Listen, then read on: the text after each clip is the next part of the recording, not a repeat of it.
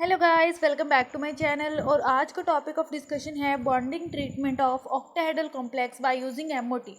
सो last video में हमने discuss किया था बॉन्डिंग ट्रीटमेंट ऑक्टाहेड्रल कॉम्प्लेक्स का एमओटी के थ्रू ही, बट वहाँ पे हमने सिर्फ और सिर्फ सिग्मा बॉन्डिंग को डिस्कस किया था, जहाँ पे मैंने आपको बताया था कि आपको क्या करना है, बॉन्डिंग में ऑर्डर याद रखना है, एंटी बॉन्डिंग में ऑर्डर याद रखना है, और फीलिंग ऑफ इलेक्ट्रॉन किस तरह से होगा और वो याद रखना है। तो उसके लिए हमने ट्रिक बनाई थी कि DSP से याद रखना है। DSP सेम एंटी बॉन्डिंग में भी यही ऑर्डर चलेगा आपका, DSP, और बॉन्डिंग जब आएगा तो आपका ऑर्डर हो जाएगा DPS, और आपने इसी तरह से वहाँ पे आपका इलेक्ट्रॉन का फिलिंग करना है।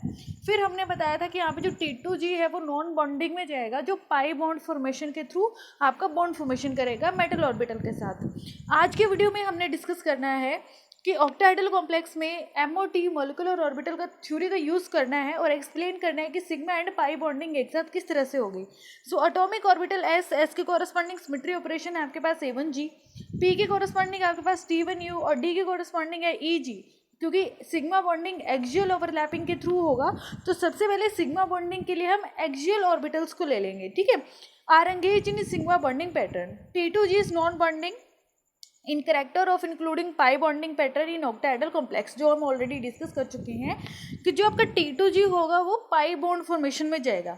That may be obtained by SALC method or this one, that is T1G, T2G, T1U and T2U in octahedral complex. SALC method जो लास्ट वीडियो में मैंने आपको बताया था कि आपको साल्क नहीं याद करना है, क्योंकि साल्क से क्वेश्चन नहीं आता। क्वेश्चन आपका आएगा ऑर्डर से, कि जब आप सिग्मा बॉन्डिंग ऑक्टाहेड्रल में करते हैं तो आपका ऑर्डर क्या रहता है, कि सबसे पहले D आएगा या P आएगा या S आएगा, एंटी बॉन्डिंग का ऑर्डर क्या रहेगा, बॉन्डिंग का ऑर्डर क्या रहेगा, या फिलिंग ऑफ इलेक्ट्रॉन आपकी किस तरह से होगी। Okay, now T1G and T2U symmetry does not exist in atomic orbital of metal ion, वो एग्जिस्ट नहीं करता। And T1U is already used in sigma bonding. T1U किसके कॉरस्पॉन्डिंग है, P के कॉरस्पॉन्डिंग, और P के कॉरस्पॉन्डिंग जो है वो आपका ऑलरेडी सिग्मा बॉन्डिंग में जा चुका है। So only T2G pi LGO interact with T2G metal ion, okay, and generate bonding pi T2G। तो क्या होगा, जो आपका लिगेंड के कॉरस्पॉन्डिंग T2G है वो मेटल के कॉरस्पॉन्डिंग जो T2G है उसके साथ ओवरलैपिंग करेगा, और वहाँ पे आपके पास बॉन्डिंग और anti bonding molecular orbital generate होगा। बॉन्डिंग मॉलिक्यूलर ऑर्बिटल हो जाएगा आपके पास पाई T2G, और एंटी बॉन्डिंग हो जाएगा पाई स्टार T2G।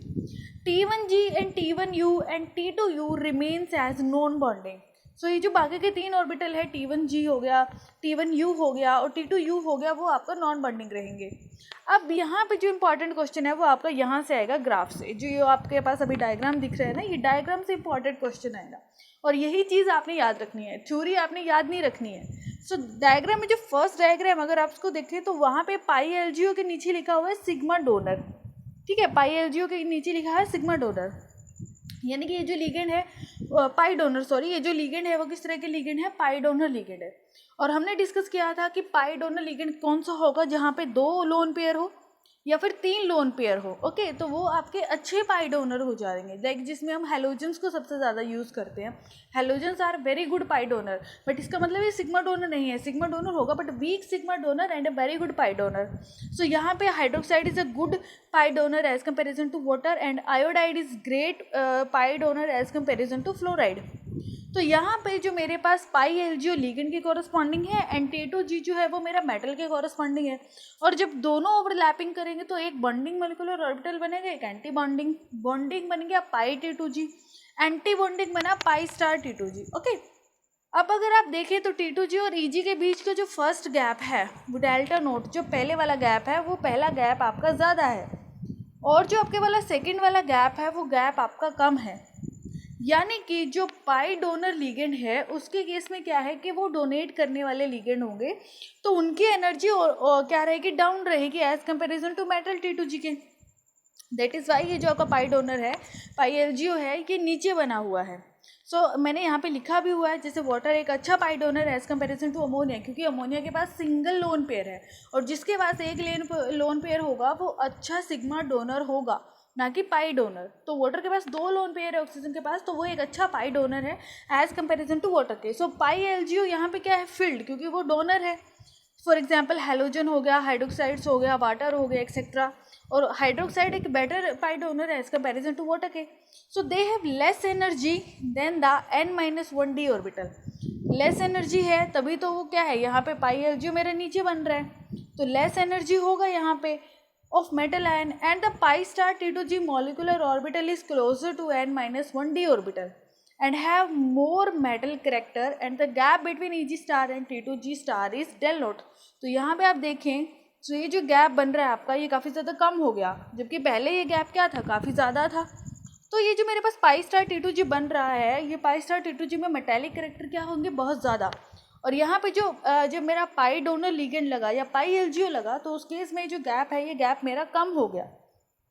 ओके, यानी कि हम ये कह सकते हैं कि जो मेरे पास पाई डोनर लिगेंड होते हैं ना, वो किसकी तरह बिहेव करते हैं, वो वीक फील्ड लिगेंड की तरह बिहेव करता है, क्योंकि वो ज़्यादा स्प्लिटिंग कोज ही नहीं कर पा रहा। ज़्यादा स्प्लिटिंग नहीं करेगा यानी कि उस केस में क्या बनेंगे, ज़्यादा स्प्लिटिंग नहीं है यानी कि पेयरिंग एनर्जी क्या हो जाएगी, ज़्यादा।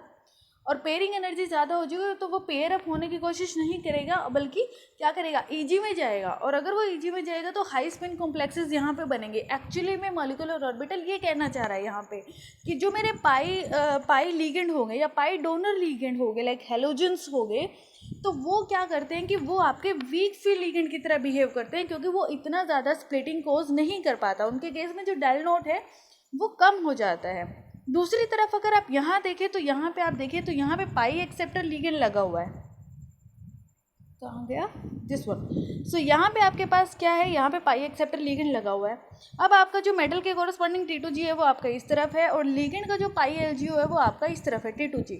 ओके, और यहाँ पे अगर आप डेल नोट देखें तो यहाँ पे डेल नोट मेटल के कॉरस्पॉन्डिंग दिस वन था। जब आपका पाई एक्सेप्टर मॉलिक्यूल लगा तो उस केस में अब आप डेल नोट देखें तो डेल नोट की वैल्यू यहाँ पे बढ़ गई है, यहाँ पे आपका डेल नोट बढ़ गया। अब अगर डेल नोट बढ़ गया है तो इसका मतलब क्या है कि ये जो पाई एक्सेप्टर मॉलिक्यूल या जो पाई एक्सेप्टर लिगेंड मैंने लगाया है ये बहुत ज़्यादा स्प्लिटिंग कोज कर रहा है।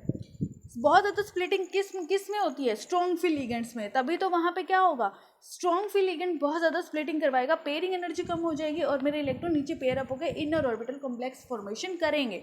एक्चुअली में ये यहाँ पे ये कहना चाह रहा है, तो यानी कि ये डिफ्रेंशिएट कर रहा है कि पाई डोनर लिगेंड क्यों वीक फील्ड लिगेंड की तरह बिहेव करता है और पाई एक्सेप्टर लिगेंड क्यों आपका स्ट्रॉन्ग फील्ड लिगेंड की तरह बिहेव करता है। क्योंकि पाई डोनर क्या करते हैं, डेल नोट गैप को कम करते हैं, वहाँ पे स्प्लिटिंग ज़्यादा नहीं होती, लेकिन जो पाई एक्सेप्टर मॉलिक्यूल है वो डेल नोट गैप को बढ़ा देता है, जिसकी वजह से वहाँ पे बहुत ज़्यादा स्प्लिटिंग हो जाएगी।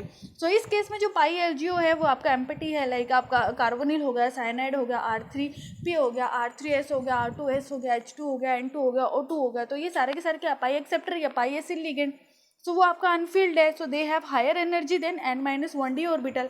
एंड जो आपका पाई T2g मॉलिक्यूलर ऑर्बिटल है उसके अंदर आपका ज़्यादा मेटेलिक करेक्टर होगा, and the gap between pi T2g और Eg स्टार वो गैप आपका बढ़ जाएगा। ओके, बेसिक चीज़ ये है कि आपका जो गैप है वो बढ़ जाएगा। उस केस में आपका पाई स्टार T2g जो था वो मेटेलिक करेक्टर शो कर रहा था, और यहाँ पे पाई T2g आपका मेटेलिक करेक्टर शो कर रहा है। ओके, नाउ अब आपके पास क्या है, as the pi acceptor character increase del not increase, यानी कि जैसे जैसे आपका पाई एक्सेप्टर करेक्टर आपके लिगेंड का बढ़ता जाएगा आपका डेल नोट बढ़ता जाएगा, एंड पाई एक्सेप्टर लिगेंड जो है फिर वहाँ पे स्ट्रॉन्ग फील्ड लिगेंड की तरह बिहेव करना शुरू करेगा। सो इस लेक्चर में, इस टॉपिक में यहाँ पे हमने यही डिस्कस किया कि आपका जो पाई डोनर है वो वीक फील्ड लिगेंड की तरह बिहेव करते हैं, और आपके जो पाई एक्सेप्टर लिगेंड है वो आपके काफ़ी ज़्यादा स्ट्रॉन्ग फील्ड लिगेंड की तरह बिहेव करता है। Now the position of a number of ligands may be explained by using MOT। तो MOT ने एक्चुअली में एक्सप्लेन किया कि स्ट्रॉन्ग फील्ड लिगेंड की तरह बिहेव क्यों करता है और वीक फील्ड लिगेंड की तरह बिहेव क्यों करता है। कि वीक फील्ड लिगेंड के केस में क्या होता है कि डेल नोट गैप उतना नहीं होता, डेल नोट गैप कम हो जाता है, स्प्लिटिंग ज़्यादा नहीं हो पाती, और स्ट्रॉन्ग फील्ड लिगेंड के केस में जो आपकी बॉन्डिंग और एंटी बॉन्डिंग की स्प्लिटिंग है वो आपकी बढ़ जाती है। दैट इज़ वाई वहाँ पे आपका बहुत ज़्यादा स्प्लिटिंग हो जाएगा।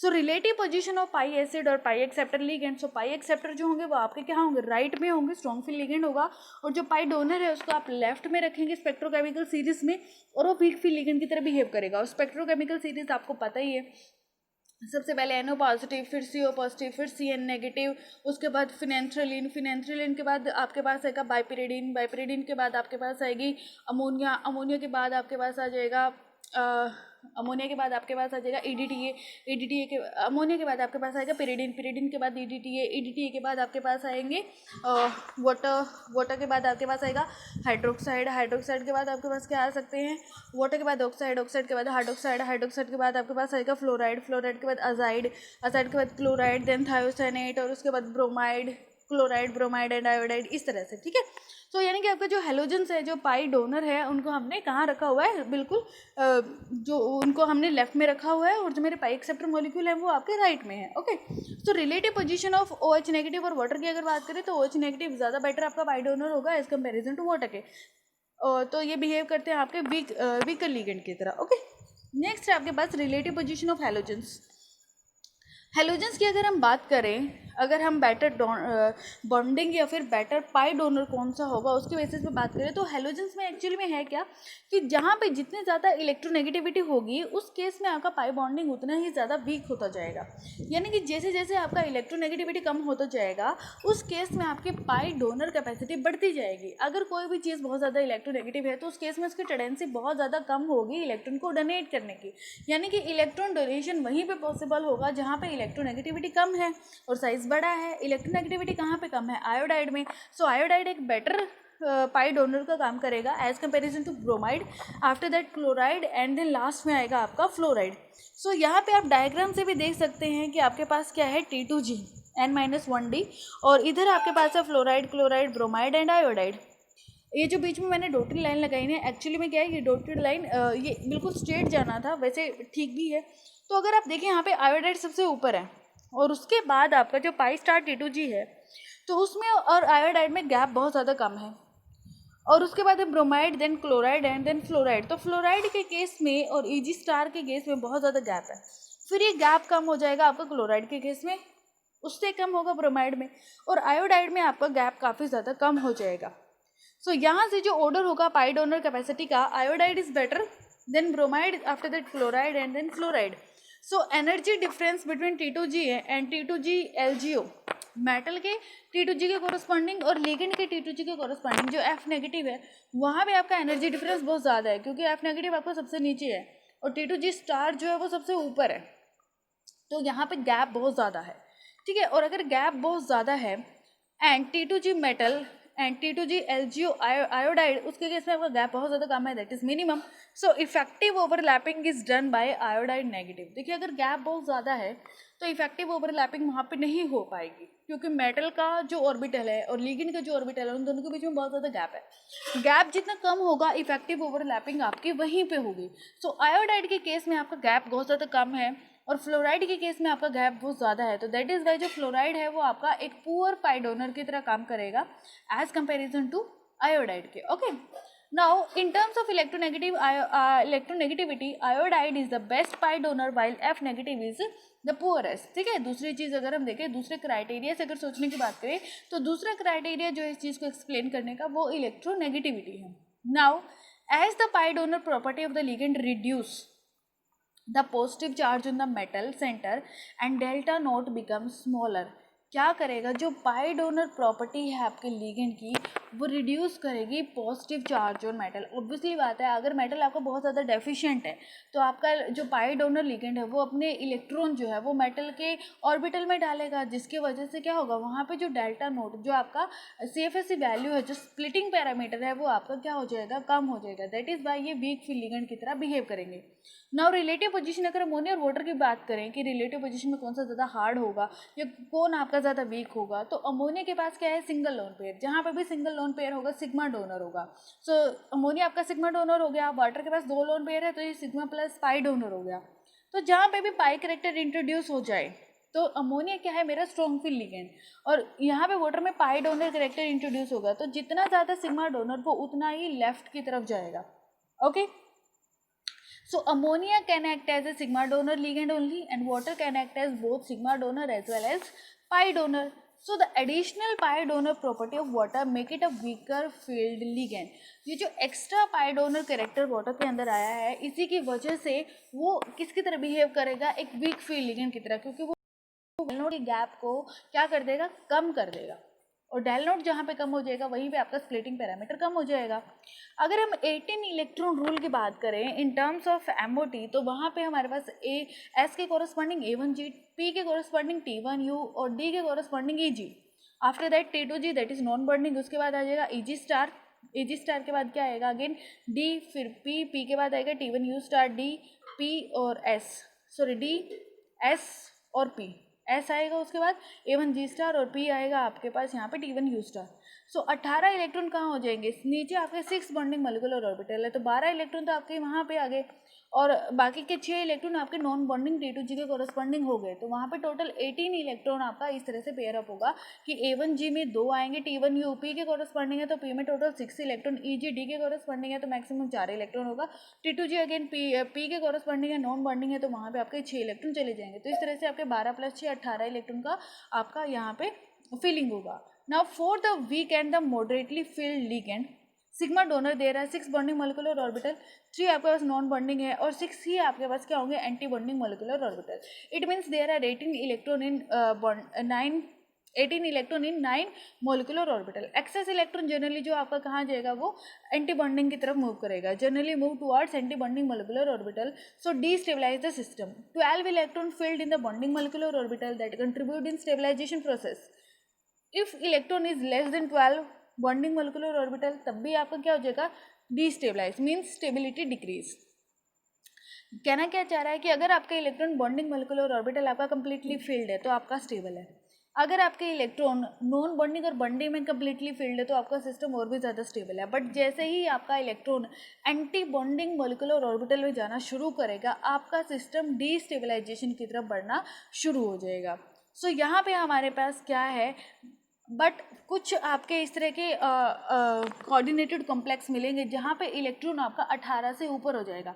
18 से ऊपर इलेक्ट्रॉन अगर है इसका मतलब क्या है, इलेक्ट्रॉन आपका एंटी बॉन्डिंग में जा रहा है, बट स्टिल वो कॉम्प्लेक्स थोड़े स्टेबलाइज होते हैं। केस क्या होगा, if del not value is not so very high then the placement of electron in anti bonding molecular orbital will not reduce the stability.